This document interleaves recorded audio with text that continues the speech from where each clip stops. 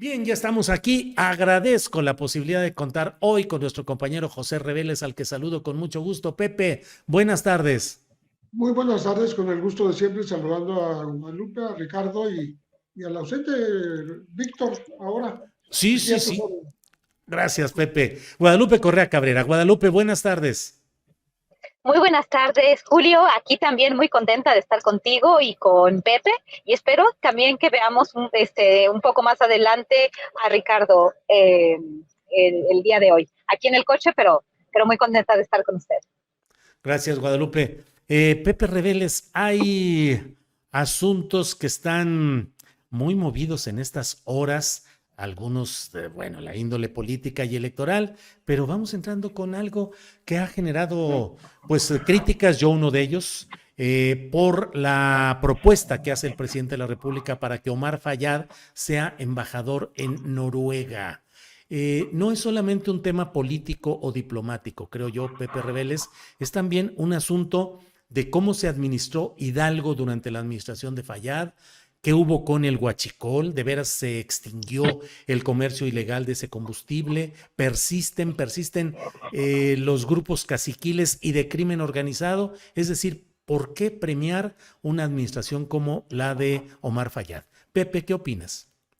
Pues parece una consecuencia del actuar del propio Omar Fayad, cuya gestión está siendo investigada a través de esta llamada estafa maestra, ¿no? Donde varios alcaldes participaron y están algunos sometidos a proceso. Pero más que eso, el antecedente político que yo veo es que Omar Fayad fue expulsado del Partido Revolucionario Institucional, porque se le acusa de haber cedido la gubernatura después de muchas décadas, como había estado ocurriendo en el Estado de México, con un poco menos de años, a una oposición que ahora está al frente del gobierno de Hidalgo con Menchaca, ¿no? Entonces, me parece que la cercanía que se le atribuye a Omar Fayad ahora aterriza justamente en esa propuesta de que sea embajador en Noruega. Llegó Andrés Manuel López Obrador, el presidente, a decir que él tenía un compromiso con Omar Fayad, le estaba cumpliendo ese compromiso, ¿no? Digamos que de esa cercanía política, porque pues dejó de ser integrante del Partido Revolucionario Institucional y bueno, no es el primer político de la oposición que es llevado pues a las posiciones diplomáticas, ¿no? Porque tenemos a Quirino Ordaz en España, tenemos a Claudia Pavlovich como cónsul en Barcelona, tenemos a Carlos Joaquín, en también en un puesto diplomático, el exgobernador de Quintana Roo, pues ahí en, junto en Dominicana, con Carla Isa, ¿no? Entonces, Sí. creo que encaja en esta tendencia del actual gobierno de darles puestos a los priistas que, pues, a modo, no permitieron, no consintieron, pero sí lo hicieron demasiado por conservar el poder y dejárselo, en algunos casos, a Morena exactamente. Pepe, gracias. Guadalupe Correa Cabrera, ¿qué opinas de este tema de la propuesta de Omar Fayad para embajador de México en Noruega? Y Hidalgo, ¿qué onda con esta estafa siniestra de la cual habla Pepe Reveles, el huachicol, los caciques, el crimen organizado? ¿Qué opinas de todo ello, Guadalupe?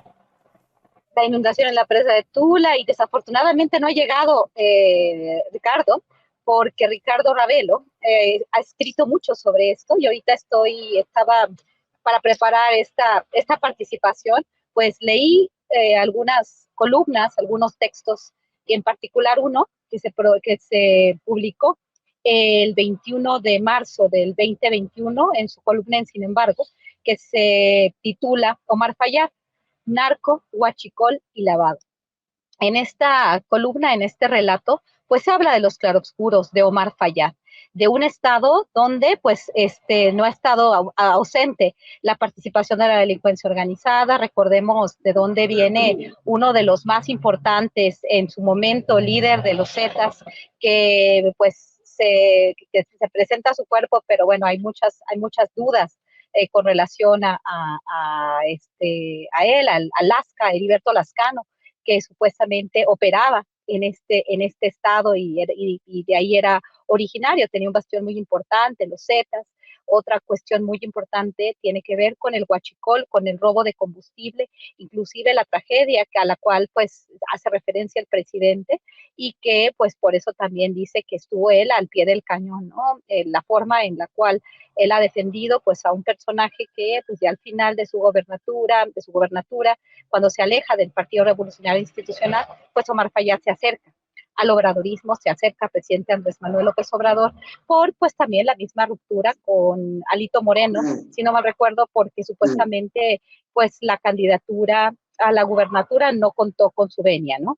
Entonces, bueno, vemos este tipo de prácticas, en realidad, pues la crítica, ¿no? Siempre de Morena, o más bien de los cuadros de base de Morena, en contra del PRIAN, en contra del Partido Revolucionario Institucional, las prácticas, la corrupción, esta vinculación a la delincuencia organizada en un estado muy complicado, la presencia del cártel Santa Rosa de Lima, otros carteles. Quien realmente conoce esto súper bien es Ricardo Ravelo, quien ha hecho la mejor investigación sobre esto, es él. Desafortunadamente no lo tenemos aquí, pero lo que sí se puede comentar de una forma pues expedita, más rápida, es esta, ¿no? Que Morena, como escuché tu comentario, ¿no? Ya sabemos que está envuelta, ¿no? Lo que significa los pactos, esta unidad, que no es unidad, que más bien es división, pero que aprovecha de las divisiones también de otros partidos y que acepta todo. Un partido que lo cacha todo, en este caso, pues Omar Fayad, que se desvincula del Partido Revolucionario Institucional, que no queda pues conforme y que se acerca se acerca al partido Morena, y que el presidente está muy contento porque según él, pues él no puso no participó, o más bien no obstruyó, no fue un obstáculo en el proceso electoral, como quizás, bueno, vayan a ser las nuevas personas que estén en el partido Morena, y él mismo y su gente también en las siguientes elecciones, ¿no? Pero por eso lo está premiando, y ha premiado, como bien lo dijo Pepe, a otros priistas que no han estado exentos de escándalos, como el caso de Claudia Pavlovich, que le dio una de las posiciones en la diplomacia mexicana más queridas, que es, por ejemplo, el consulado de México en Barcelona, una posición pues muy, muy confortable, ¿no? A una persona, a una gobernadora que estuvo envuelta, que ha estado envuelta en varios escándalos, en pues dichos de corrupción, en un estado clave, en un estado crítico, ¿no? Y se acaban las críticas cuando los gobernadores o las figuras políticas pues quieren estar y pues marchan como el presidente quiere y como Morena requiere. Gracias, Guadalupe. Ya está con nosotros Ricardo Ravelo. Ricardo, estamos hablando sobre este tema. Mira, Alfredo Trujillo dice, ya no hay moches, pero sí hay embajadas. Ja, ja, ja. Ricardo Ravelo, estamos hablando sobre Hidalgo, sobre lo que sucede ahí con esta postulación de Omar Fayad para embajador en Noruega. Y nos preguntábamos, pues, ¿cuál fue la obra real de Omar Fayad? Huachicol, crimen organizado, cacicazgo, estafa siniestra, cuántas cosas. ¿Qué hay sobre este tema, Ricardo? Bueno, antes que nada una disculpa, tuve un problema de energía y eso me retrasó un poco, pero bueno, mira, lo de Omar Fayad es sorprendente, sobre todo por el perfil del personaje. ¿Cuál fue el mérito? Pues yo creo que el mérito fue sumarse a la mafia, es decir, todos los mafiosos que han sido gobernadores, como Cabeza de Vaca, el propio Omar Fayad, por ejemplo, que tiene un pasado negro desde que fue funcionario de aduanas, entre otros, pues han sido premiados, en este caso con estos casos con impunidad, Carlos Joaquín González de Quintana Roo, ahora embajador en Canadá.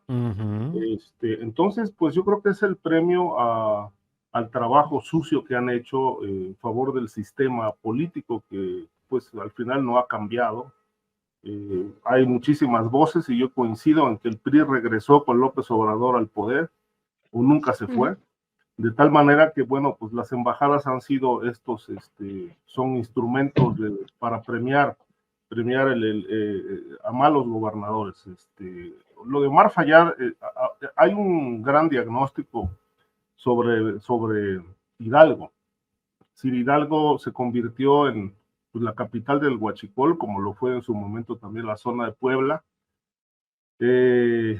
y sobre todo un estado pues donde nació sobre todo un grupo criminal importante que fueron los Zetas, porque de ahí era el fundador de este grupo armado.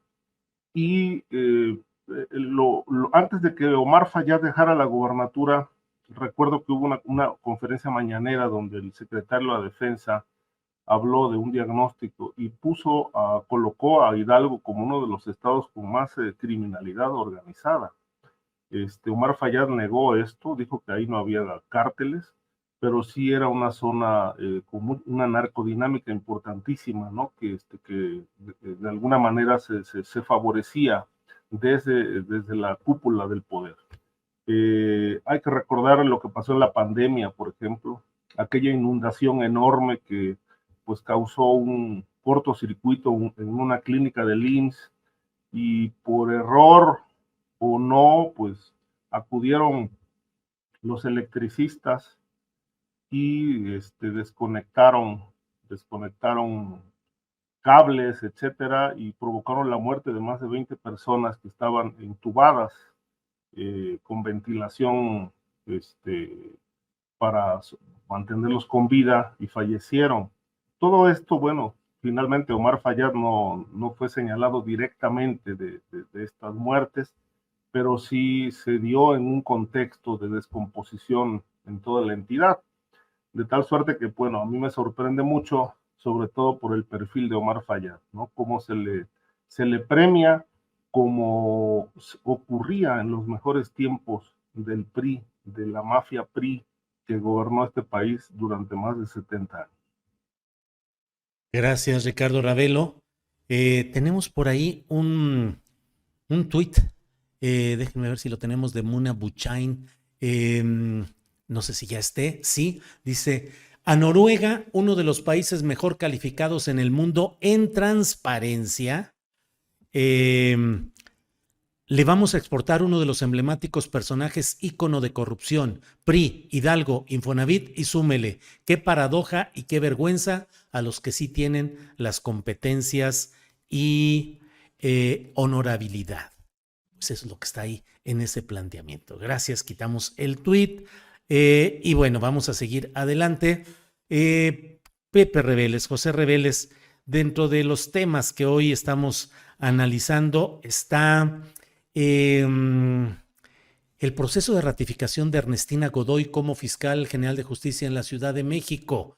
Ha habido mucho jaloneo político, como es natural, entre quienes están en contra, los opositores, que no quieren que tenga continuidad, y las fuerzas morenistas y aliados que están empujando para que se quede. Hoy el New York Times ha publicado un reportaje en el cual establece que hubo seguimiento telefónico por la vía de Telcel contra personajes políticos que no deberían haber sido espiados, pero que sin embargo, entre ellos Lili Telles, Alessandra Rodríguez de la Vega, Santiago Taboada, Horacio Duarte e Higinio Martínez Miranda, entre otros. ¿Cómo vas viendo ese proceso de Ernestina Godoy, la Fiscalía General de la Ciudad de México, Pepe? Mira, yo siento que el propósito de Ernestina no va a tener muchos obstáculos serios, digamos, acusaciones formales y que puedan ser confirmadas. Parece tener la fuerza para repetir, bueno, prolongar su mandato como fiscal, ¿no? Ella está defendiéndose a sí misma diciendo que no iba a negociar con el cártel inmobiliario, que son los que más la están atacando, según ella, porque varios personajes del Partido Acción Nacional son integrantes de este cártel inmobiliario, y dijo que ya no va a pactar para obtener la ratificación a costa de dejar en la impunidad a este cártel inmobiliario. Creo que la Ciudad de México es una de las zonas del país más difícil de establecer como una zona de seguridad, una zona de ausente de corrupción, y la Fiscalía ha hecho un trabajo que todavía deja mucho que desear. Entonces, me parece que va a seguir la impugnación al trabajo de Ernestina Godoy, pero no veo que haya fuerza en la oposición en la Ciudad de México como para que logren pues tirar esta posibilidad de la actual fiscal, ¿no? De prolongar su mandato. Entonces, creo que seguirá habiendo muchos pendientes de seguridad. La gente en esta ciudad denuncia poco porque no hay confianza en las autoridades. Hay los delitos cotidianos que afectan pues a la seguridad y a la economía de los capitalinos siguen estando sin solución, pero no le están cobrando esta factura a Ernestina, así lo veo yo. No hay un movimiento suficientemente fuerte como para impedirle que prolongue su estadía en la Fiscalía. Y los problemas de la ciudad seguirán estando al pendiente, y más sobre todo si se combina esta pretensión con la intención manifiesta, sobre todo de Claudia Sheinbaum, de que el sucesor en la jefatura de gobierno pueda ser Omar García Harfuch. Eso hace que se combine un par de situaciones que no le van a dar a la ciudad, a mi modo de ver, un buen futuro. Gracias, José Reveles. Guadalupe Correa, ¿qué opinas de este tema de Ernestina Godoy, la Fiscalía General de Justicia de la Ciudad de México? Y Pepe Reveles propone un ángulo bien interesante. ¿Qué tanto puede ser la dupla Ernestina Godoy Fiscalía, Omar García Harfuch, jefe de gobierno? Guadalupe. Tu micrófono. Muy importante lo que acaba de decir Pepe, y creo que esto va más allá, no es simplemente un jaloneo político. Estamos hablando de dos grupos importantes. Cuando se dice que la lucha por la Ciudad de México, ¿no? El cártel inmobiliario versus el cártel de Morena, ¿no? Digamos, Omar García Harfuch.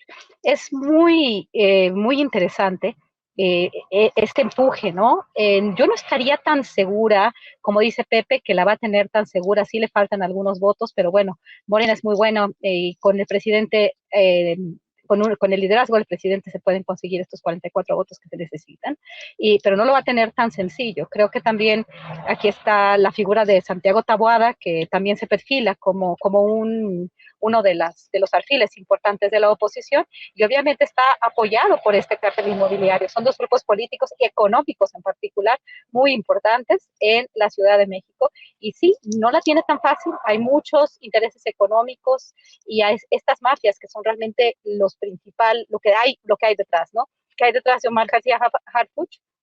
Sabemos que también hay pues grandes magnates como probablemente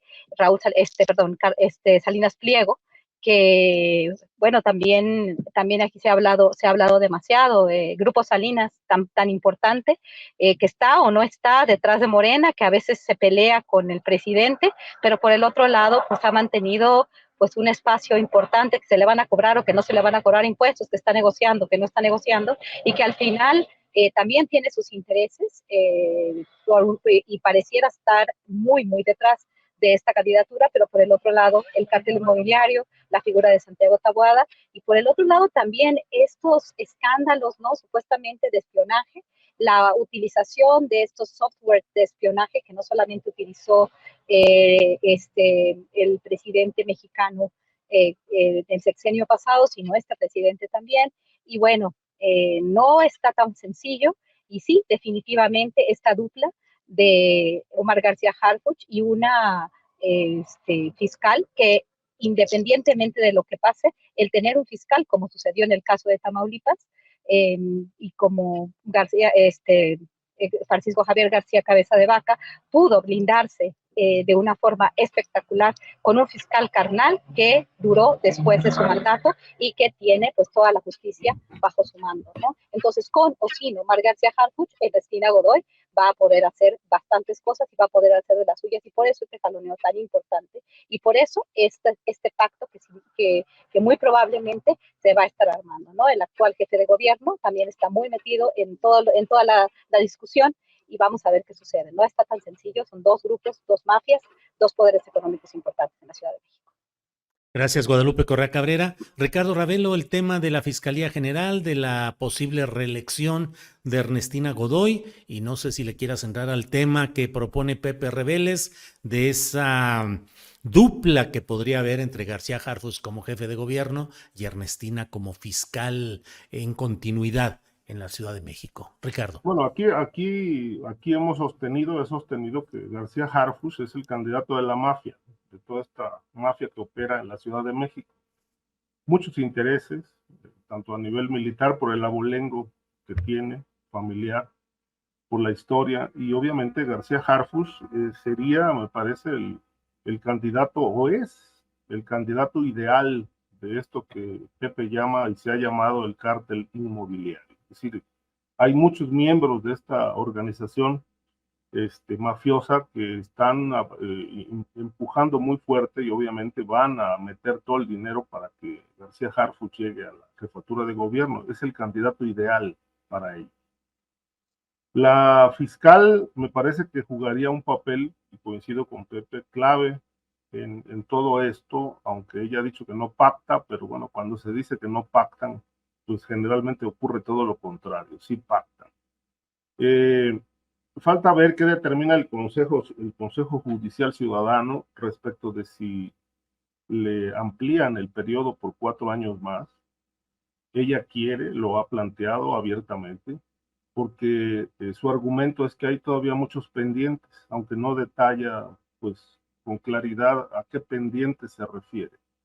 Ella entiendo que se propuso una transformación en la fiscalía, pero este discurso de la transformación me suena algo parecido a lo que Saldívar se propuso hacer con el Poder Judicial y no logró absolutamente nada, porque las estructuras mafiosas dentro del Poder Judicial pues se lo impidieron. Es el caso de Ernestina Godoy, es decir, ¿qué puede cambiar en una fiscalía que no ha terminado de sanearse, donde todavía hay corrupción a nivel de las policías, donde se protege todo el movimiento de drogas en la Ciudad de México, que se consume tanto de día como de noche y que poco se combate? Y ella pone el acento en recuperar la confianza de la ciudadanía. Entonces quiere decir que estos 5 años pues no fueron suficientes para restablecer la confianza de la gente, que se denuncien los delitos. Y nuevamente en este punto Pepe tiene razón, es decir, si no se denuncian es porque la gente no tiene confianza en la autoridad, es decir, más tardan en denunciar que los mafiosos en saberlo, y obviamente luego vienen las represalias, ¿no? En el recuento de este periodo de Ernestina Godoy, pues en lo personal no me deja del todo satisfecho. Me parece que ha habido mucho discurso de cambio, que ha sido pues la característica de la cuarta transformación, mucho discurso que habla del cambio, ellos ondean la bandera del cambio, pero es discurso, es decir, lo vemos en la mañanera también. El país ya cambió en el discurso, pero en los hechos seguimos todavía atascados en muchos problemas, como la inseguridad, el narcotráfico, el lavado de dinero, las mafias, como el cártel inmobiliario, que pues no obstante que se han denunciado, pues ahí siguen intocados, amparados, en fin, es toda una lucha legal, pero al final no vemos a los corruptos en la cárcel. Todo esto que se propusieron hacer, tanto a nivel federal como a nivel de la Ciudad de México, pues sigue pendiente. Creo que en ese sentido tiene razón Ernestina Godoy, todo está por hacerse. Si continúa 4 años, pues tendríamos que esperar a ver si ella logra este objetivo de transformar a la Fiscalía, que a mí me parece que pues sigue siendo un instrumento de los intereses oscuros y que se sigue protegiendo a los más grandes mafiosos de este país, de tal suerte que creo que Ernestina Godoy, si continúa otros 4 años, pues será para hacer el papel de casi todos los fiscales, que todos los fiscales han hecho, estos fiscales carnales, ¿no? Es proteger las espaldas y servir de tapadera. Bien, Ricardo, gracias. José Reveles, perdón, Guadalupe. ¿Puedo decir algo sobre Sí, este claro. tema también? Sí, claro. Me parece interesantísimo lo que está sucediendo en la Ciudad de México, precisamente porque Claudia Sheinbaum fue la jefa de gobierno y porque está dejando pues varias personas ahí, ¿no? ¿Cuál ha sido o cuál es el papel de Martí Batres? ¿Por qué él no pues por qué no es un alfil importante ahorita en esta sucesión? Esto también, lo de la Iglesia de la Luz del Mundo, y por qué él se ha mantenido pues cuidándole las espaldas a Claudia Sheinbaum, ¿no? Creo que es interesante que durante este periodo pues se le ha protegido bastante a la Ciudad de México. Hablamos también sobre esta reducción en los homicidios, supuestamente en la violencia, que solamente se logra de una forma tan rápido con pactos, bueno, que no tenemos la certeza, pero que se podría pensar que considerando la configuración de pues las diferentes mafias, de los diferentes grupos de delincuencia organizada en la Ciudad de México, ¿no? Entonces hay que tener muy claro, no hay que perder de vista este tema, qué pasa y qué pasará en la Ciudad de México y por qué en la Bien, Guadalupe, gracias. José Reveles, Pepe, ¿qué opinas de la renuncia del ministro? ¿Qué opinas de la renuncia del ministro Saldívar a su cargo como ministro de la Suprema Corte de Justicia de la Nación? El argumento que él esboza de una causa grave y dice, pues la causa grave es en función de lo que uno considera. ¿Qué opinas de ello y qué consecuencias, además de la inserción inmediata al equipo de Claudia Sheinbaum? Pepe, por favor. Me parece que lo segundo es lo importante, ¿no? La definición de que se va a dedicar a la política es clarísima, ¿no? Porque inmediatamente se reunió con Claudia, ¿no? Y la verdad es que no hay una causa grave para su renuncia, según los cánones que están establecidos en la ley. Pero bueno, eso ya no importa. ¿Por qué? Porque finalmente está buscando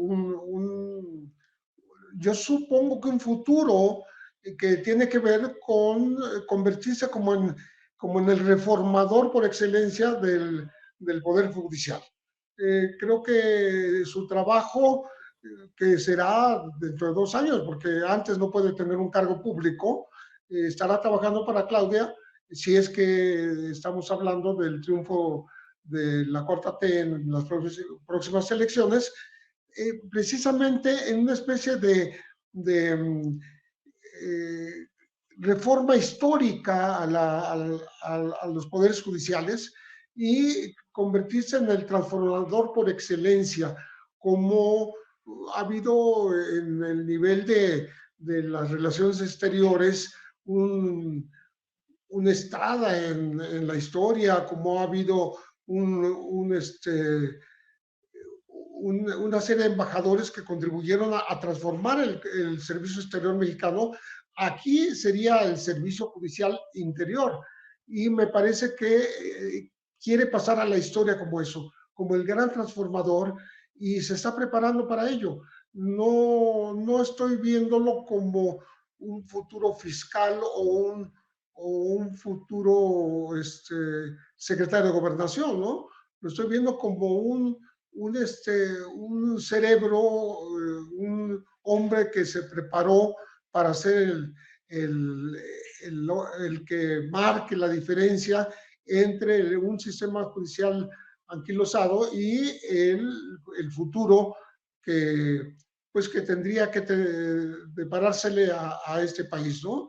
Que está tan hambriento justamente de que el sistema judicial deje de ser un esquema al servicio de los poderosos, en donde ser pobre significa ir a prisión y perder los juicios, mientras que los privilegiados seguirán siéndolo en un sistema que así se ha estructurado en el país, y que más allá de estos fideicomisos que causaron tanto revuelo, el afectarlos desde el Poder Ejecutivo y el Poder Legislativo, creo que lo que requiere el Poder Judicial es la gran reforma.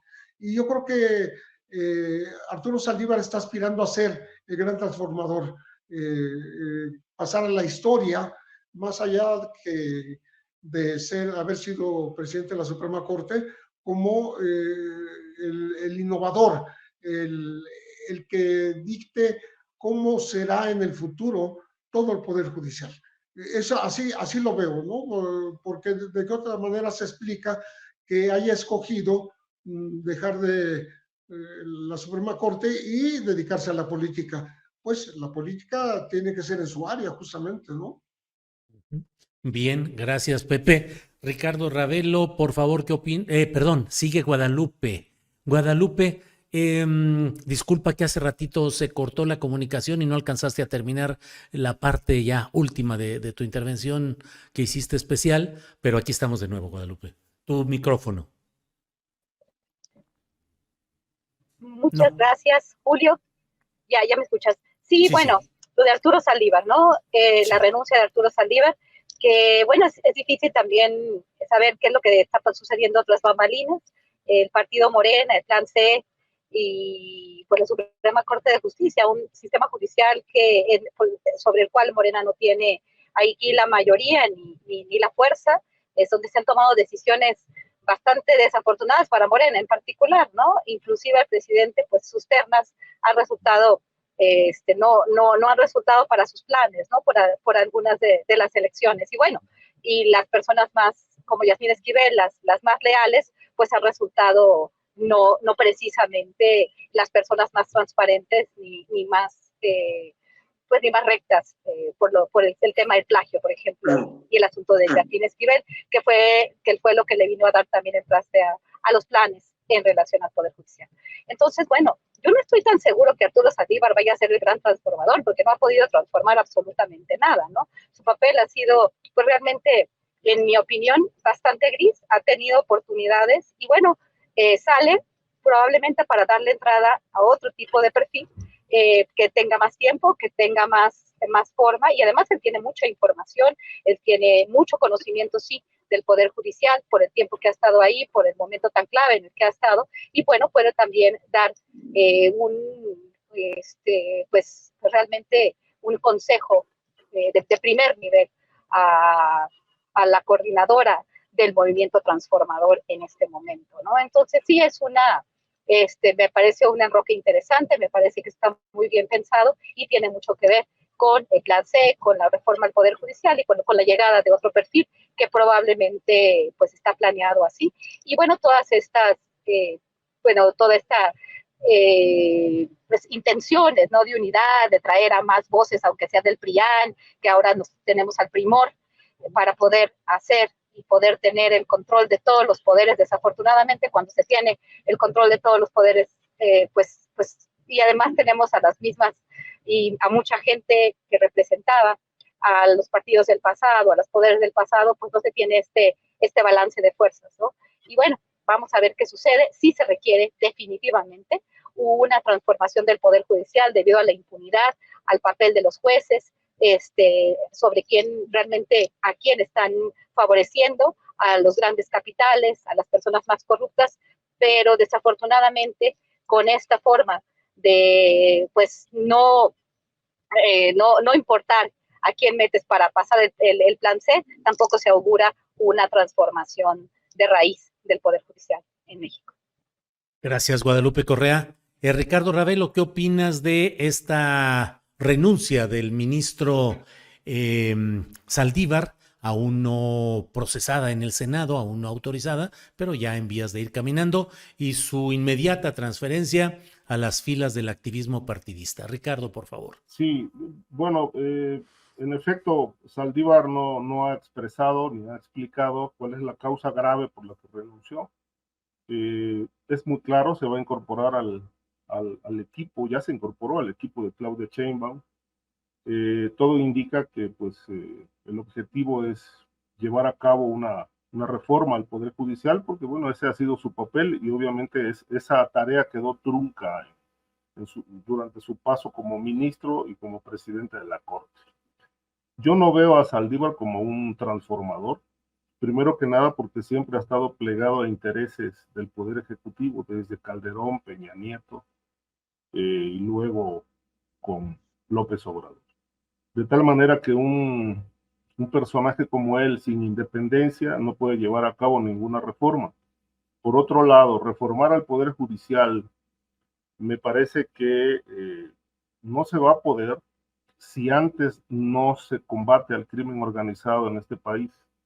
Es decir, si no existe una política criminal que vaya enfocada a desarticular las redes mafiosas, la red política que sirve de cerco protector de los intereses criminales, pues es muy difícil sin ese combate, sin sanear al país, llevar a cabo una reforma al Poder Judicial, porque pues el poder del dinero hacia los jueces es muy tentador.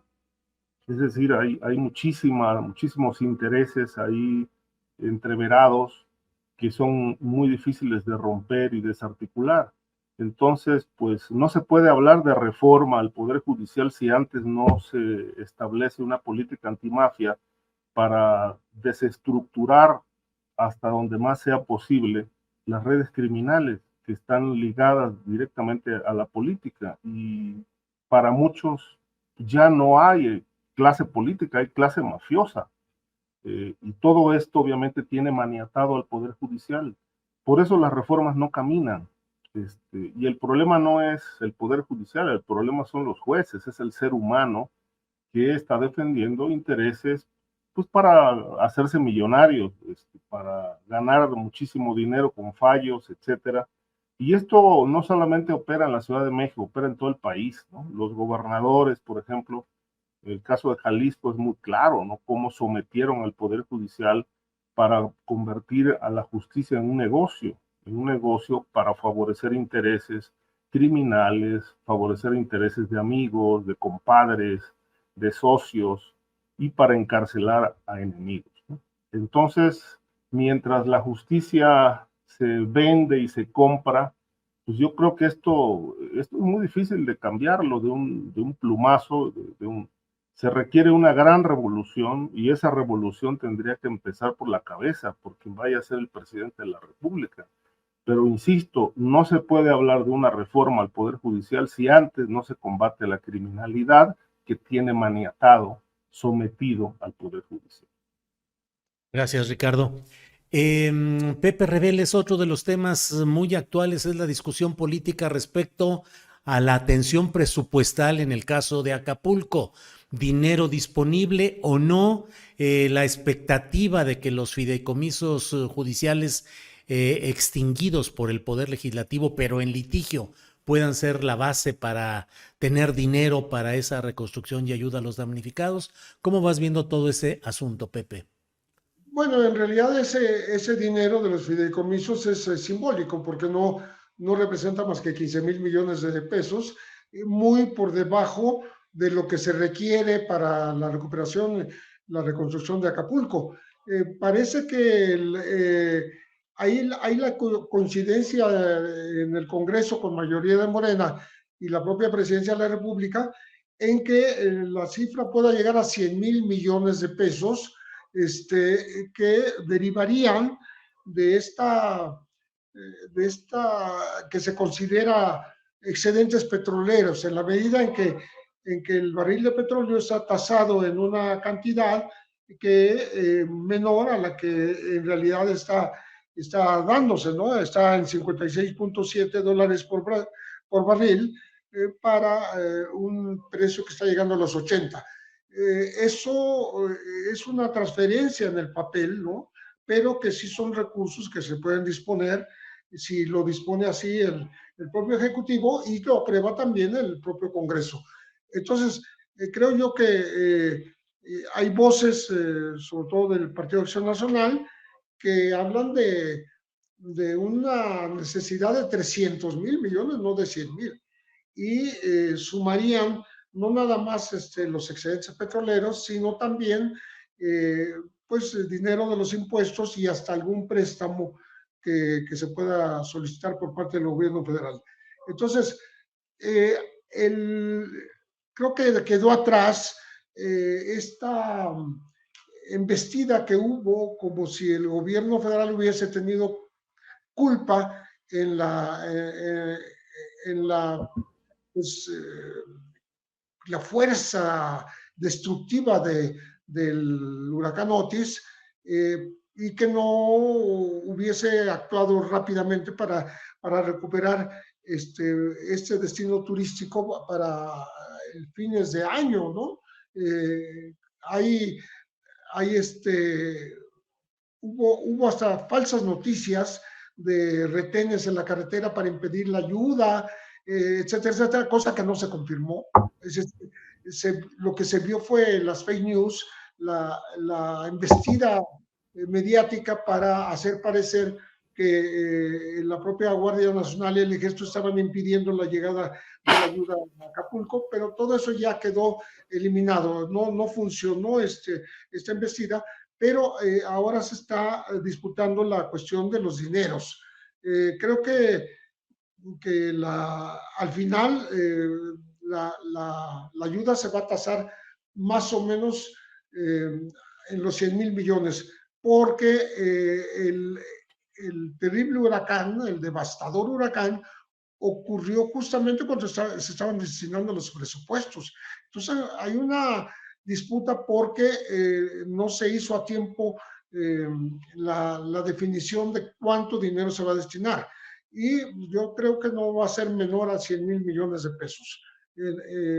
No es que sea suficiente, pero es una cantidad ya respetable, más allá de los fideicomisos, que puede servir para recuperar este destino turístico, pues que tanta aportación económica le da al país, ¿no? El turismo, y creo que sí hay el empeño de todas las fuerzas políticas en que esto llegue a buen fin, ¿no? No creo que vaya a haber ya más disputa política, porque lo que importa es el bienestar de la gente, la recuperación de las casas, de las zonas que no son Acapulco propiamente, que también fueron devastadas, ¿no?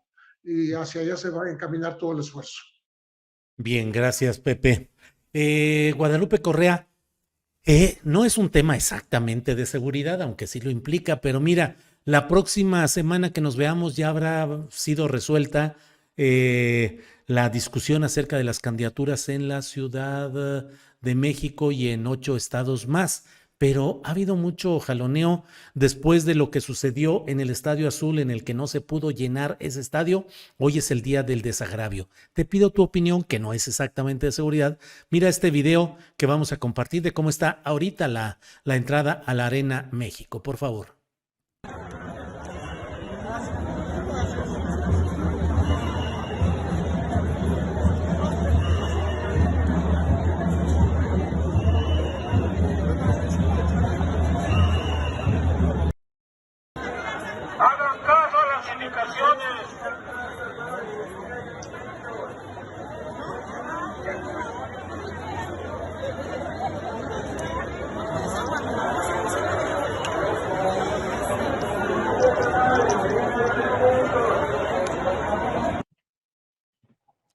La Arena México. Todo listo para el mitin del desagravio. ¿Cómo ves, Guadalupe?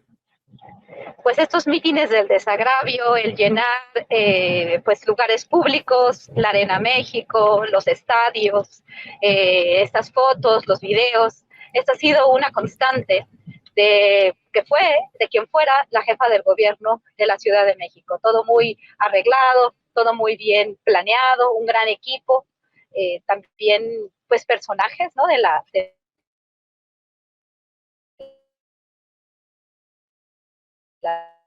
Bueno, ahí se está interrumpiendo con Guadalupe que va en viaje. Por aquí ponen una muy buena. El Checo Brown dice, adelante, adelante, Guadalupe, adelante. Adelante. No se escucha. No se escucha. De esto no se trata. ¿Por qué? Muchas gracias. Disculpa. A ver, ojalá podamos completar esta participación. Sí, bueno, sí. En el tema del espectáculo, ¿no? Y de los videos, de llenar lugares públicos, cómo llenar como sea, ¿no? Realmente traer todas tus cuotas, traer a todas tus tribus, traer a todos tus grupos y que todos ellos cumplan con su cuota y que se paguen los camiones, los transportes, para que se vea pues el apoyo popular, ¿no? El apoyo popular que no se puede ganar simplemente porque parece ser que el carisma y que la unidad todavía no están ahí y que sí hay mucha división dentro de Morena y mucho más, pues la coordinadora todavía tiene algunos problemas para poder armar esta unidad, ¿no? Y no tiene obviamente el carisma que tuvo Andrés Manuel López Obrador en la elección de 2018. Pero pues este tipo de eventos sí se ha visto. Yo fui en una ocasión, tuve la oportunidad de ver cómo se lleva a cabo este acarreo y cómo se moviliza a las personas para que lleguen a estos lugares, ¿no? Y el desagravio sí, pero vamos a ver en realidad qué tanta tiene la capacidad y qué tanto tiene la capacidad Morena, porque quizás no es la coordinadora, pero son los recursos que tiene el partido. ¿Por qué? Porque ha ganado, porque ha hecho alianzas y porque pues juega con esta cuestión de unidad. Y de lo que se trata es de mostrar que hay músculo, ¿no? No realmente de tenerlo. Entonces esto es muy, muy interesante, ¿no? Y esto es más bien artificial, porque cuando no se ponen de acuerdo, pero ahora sí se tienen que poner de acuerdo porque la jefa lo dice y porque la coordinadora lo dice, quien tiene el bastón de mando lo dice y ahora háganle como quieran. En este momento se va a hacer y vamos a desagraviar, va a haber un desagravio, ¿no? Pero no me parece una cuestión, me parece muy distinto a lo que vimos en 2018, cuando el candidato a la presidencia de la República, pues, movilizaba simplemente por ser Andrés Manuel López Obrador. Bien, gracias, Guadalupe. Mira algunos de los comentarios que hay. Mónica Mendoza dice: la Arena México es más pequeña que el Estadio Azul, ahora sí la llenan. Marina Miranda García dice: en la Arena máximo más de 22,000 personas, y así hay varios comentarios. Pero Ricardo Ravelo, te quiero pedir tu opinión sobre este video que vamos a poner. Son unos segunditos de unas declaraciones muy especiales del gobernador de San Luis Potosí, Ricardo Gallardo. Adelante, por favor. En la familia, en el rancho, tenemos un dicho siempre. Es una metáfora, parábola, como le quieran llamar, porque no es literal. Porque luego los medios van a decir: el gobernador ya anda matando gente. No, es algo que no es literal, lo quiero dejar claro. Y decimos siempre cuando ocupamos ayuda de un verdadero amigo, porque hay un dicho que dice que un amigo, para darse cuenta de los amigos, quién es tu amigo de verdad, le pone a veces pruebas difíciles. Hay amigos que le hablan al otro y le dicen: oye, acabo de matar a un cabrón, ¿qué hago? Vente, ayúdame. Y por eso le digo que no es literal. Ya están las cámaras así apuntando. Mañana en el noticiero. Y el amigo, que en verdad es tu amigo, bueno, no falta el que te habla y te dice o te contesta: ya voy para allá, o ¿sabes qué? Ya te mandé un abogado, al más chingón de todo México, te lo voy a mandar al abogado para que te ayude. Bueno, pues es un amigo medio, ¿no? Se hace güey, decimos ahí en el rancho. Pero hay otros que te hablan y te dicen: ¿sabes qué? Ya voy con la pala para enterrarlo, ya voy para allá. Esos son los amigos chingones. ¿Cómo ves, Ricardo Ravelo? Esos son los amigos chingones. ¿Cómo ves, Ricardo? Bueno, pues la gran pregunta sería, ¿y realmente en política hay amigos? Yo diría que esto siempre ha sido una falacia, ¿no? En política los amigos son de mentiritas y los enemigos sí son de verdad. Pero bueno, es el lenguaje coloquial que caracteriza al señor Gallardo, gobernador de San Luis Potosí, que está hablando de, pues, este significado de, o lo que para él tiene un significado de la amistad, el amigo de verdad, ¿no? Pues yo creo que en el medio donde él se mueve, difícilmente pues va a encontrar amigos. Hay intereses y la política está realmente tejida por eso, por intereses, dinero, favores, negocios, todo eso que luego se reviste de amistad no es otra cosa más que puros intereses. En política no hay amigos. Bien, gracias, Ricardo. Pepe Reveles, estamos ya en la parte final del programa donde acostumbramos pedir postrecito, que en estos temas suele ser amargo, pero postrecito dulce o amargo, lo que quieras agregar, Pepe Reveles, por favor, con tu micrófono, dándole clic ahí porque no se escucha, Pepe, tu microfonito, ya va ahí. Ahí está ya. Perdón. Sí. Me llamó mucho la atención un dato que dio a conocer Narcofiles, esta investigación de pues, más de 40 medios de 23 países, hablando de la instalación de plantíos, bueno, la existencia de plantíos de hoja de coca en México.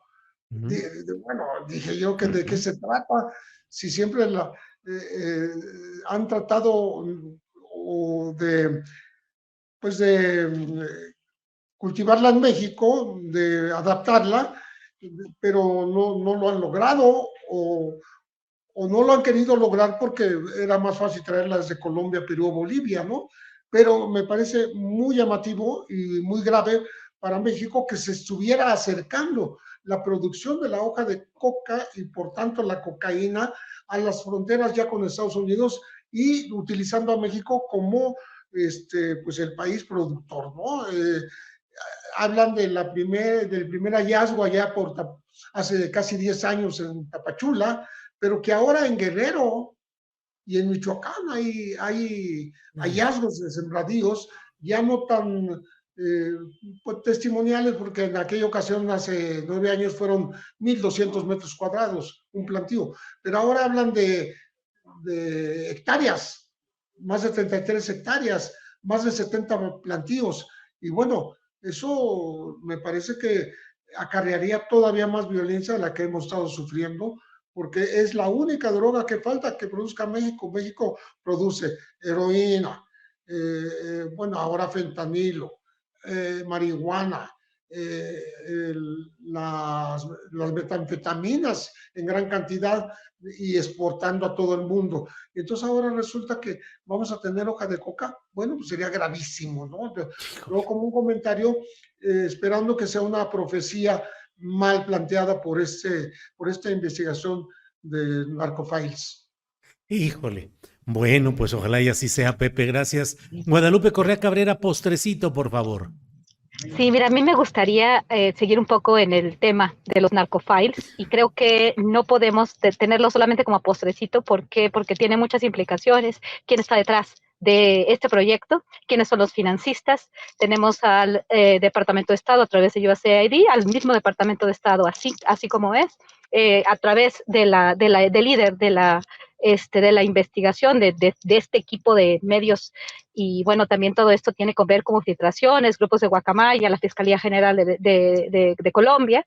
También este grupo también participó en las filtraciones a la Secretaría de la Defensa Nacional. Tenemos que analizar perfectamente bien quién está financiando a todos estos medios de comunicación con esta idea de describir un nuevo orden, y con la palabra narcofiles, he hablado mucho con Osvaldo Zavala, sería muy interesante, no podríamos ahorita platicar de todo lo que implica esta investigación, de todos los temas, de cómo está la narrativa de los temas.